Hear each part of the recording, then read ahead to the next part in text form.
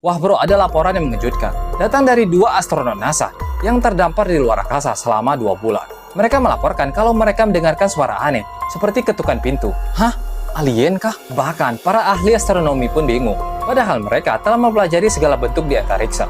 Dan yang mengejutkannya lagi, ternyata dalam kitab suci Al-Quran, hal tersebut sudah dijelaskan di sebuah surah. What?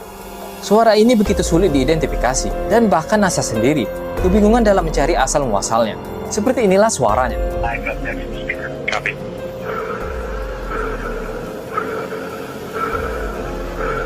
Suara itu didapatkan pada Agustus 2024 kemarin, tapi hingga sekarang mereka tidak tahu asal-muasalnya dari mana. Padahal, hal itu sudah dijelaskan di surat At-Tariq, di mana Allah berkisah tentang benda langit yang mengetuk dan mengeluarkan suara unik.